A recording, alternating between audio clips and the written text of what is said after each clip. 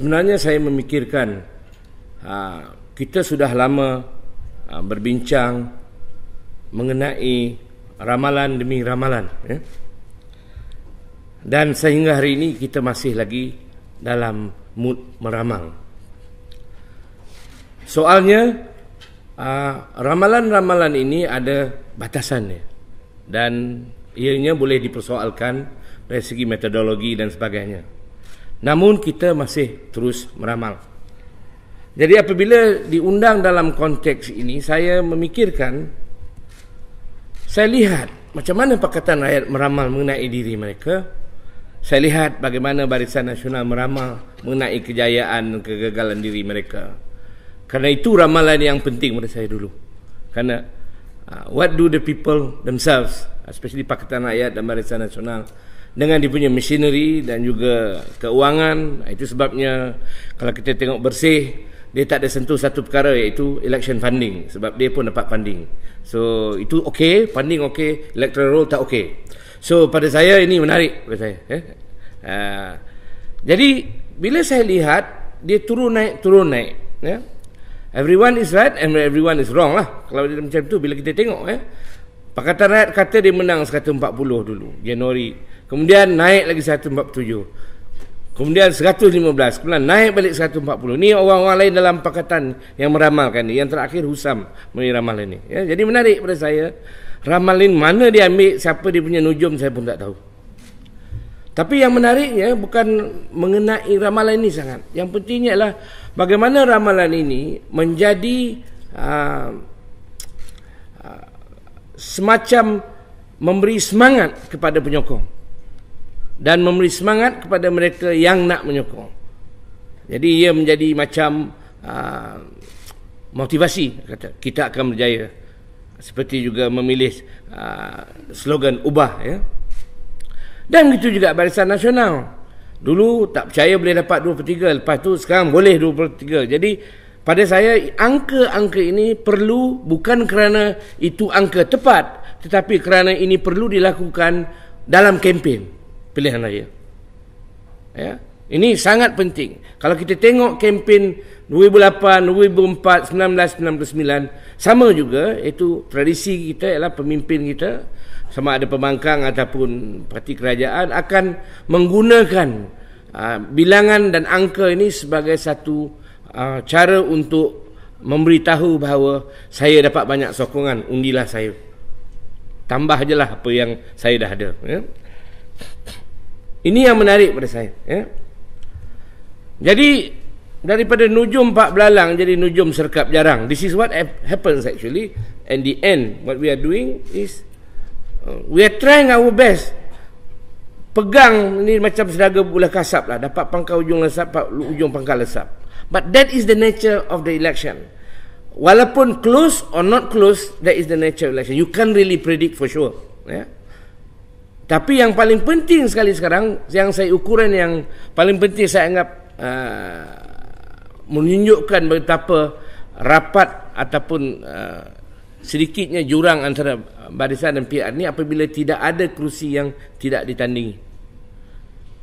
Dulu Azlina 2 kali, tsunami ke, ribut ke, topan ke, dia menang tak bertanding. Itulah teori tsunami itu saya tak boleh pakai. Sebab ada satu masjid tak terbang ke misalnya kat di Aceh.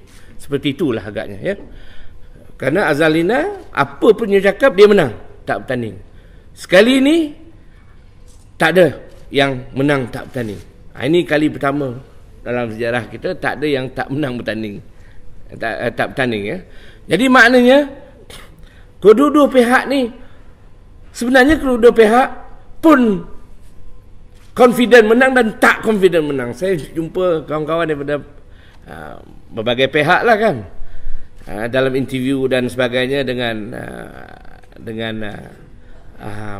daripada luar negeri, daripada PR dan juga BN. Dia punya situation tu very fluctuating, the number, cautious, unsure, and nobody wants to say they are losing, of course. Nobody will say they are losing. Tapi yang menarik saya ialah bagaimana business community pun Ni kita kena ambil signal juga daripada business community. Kerana mereka ni banyak duit dan banyak invest di Malaysia. They want to know, shall I run now or shall I stay here? Or shall I run slowly? Or shall I take it to Singapore? They have to make this decision. So policy risk outfits yang saya tahulah di Kuala Lumpur dan di Singapore dan di Hong Kong, they cannot provide the usual confident prediction until today. Jadi ini yang menariknya. Ini soal orang banyak duit ni dalam bilik ni, bukan soal orang banyak duit, soal orang banyak fikir dalam audien ni. Yang orang soal banyak duit ni, yang di Hong Kong di mana ni, yang mengira ribu juta yang dia kena consider tu, they also are concerned. So and then foreign embassy prediction. I followed the foreign embassy prediction. They have interest too. Probably America wants a position to win here. I don't know. I'm just guessing. And some other country like Singapore wants kerajaan BN to continue because they have promised many things. So this we don't know. But daripada signal-signal ini, di samping kita punya survey sana survey sini, these signals are equally important for us to take. There is about mengenai how close the battle is. So it's not enough to get the figures yang kita ada. I think SIDE has given us some guideline how to think. How to think where the path is going. But I always believe the last 10 days is the real thing. It's not the last 10 years. The last 10 days of every election will decide where, one way or the other. More so from 1999 to 2004, 2008, that 10 days or whatever days left become very decisive. Because it's a micro battle. It's a battle on the ground. Saya bagi contoh. Bila saya duduk Seremban, jadi banyaklah wakil rakyat di Negeri Sembilan ni yang saya kenal kan. It is interesting, bila new candidate datang, sama ada PR atau BN, they need local support. BN ada local instrument to support. Bila datang candidate baru, local instrument tutup Swiss. So calon baru ni macam mana? Swiss dah tutup, elektrik tak ada. They may have to import and ada funds atau tidak. Ini juga timbul jadi soalan. Ini saya nampak bukan hanya BN, calon PKR, PAS pun sama. Yang kita tahu menyebabkan orang tanding bebas dan sebagainya. Jadi di peringkat sekarang ini, micromanagement di peringkat itu. Dan saya lihat apa yang kita perlu perhatikan untuk sekarang ini ialah apa yang telah berlaku pada tahun 2008 itu, berapa kerusi yang dikatakan Bumi Putra itu, berapa yang dikatakan Chinese dominated, berapa dikatakan mixed seat. Sekarang ini, pertimbangan ini yang kita kena fikirkan. Macam mana agihan kursi ini nanti. Kerana dalam kursi-kursi ini akan menentukan ataupun telah ditentukan oleh parti-parti mana saya nak taruh saya punya calon yang banyak. Dan kalau dia misalnya dalam PR pun dia terpaksa berdebat sesama sendiri dan tak bersetuju sesama sendiri, mengapa nak hantar? Kalau PKR kata saya nak di sini, PAS kata saya pun nak di sini. Itu sebabnya sekarang kita lihat dalam PR pun ada pertandingan antara PKR dengan PAS. So perkiraan itu bukan hanya angka-angka, tetapi ada juga melibatkan persaingan sengit seperti yang dikatakan oleh saudara James Chin tadi. That competitiveness tu yang kita tak boleh elakkan. Bukan hanya dalam BN tapi dalam PR juga.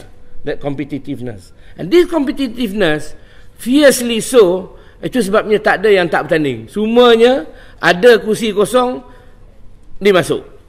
Jadi maknanya pada saya kita kena lihat di mana fokus pertandingan sengit yang paling besar ni. Macam 127 ni hanya lebih kurang 70 ke 80 saja yang di Semenanjung. Yang lain itu di Sabah dan Sarawak. So itu sebab yang dikatakan Sabah dan Sarawak itu fixed deposit ya. Tapi pada saya yang pentingnya ialah kita ada lebih kurang saya rasa dalam 60 ke 80 kerusi yang bawah pada 10% undi dia punya majority dia. Maknanya 1000, kadang-kadang ada yang 300-400 je menang ya. Itulah yang kita kena perhatikan ya, bila saya lihat sama ada terutamanya dalam mixed seats. Banyak kursi yang dimenangi oleh kedua-dua parti, PR atau BN dalam mixed seats ini kebanyakannya di bawah 1000 atau 2000 paling banyak.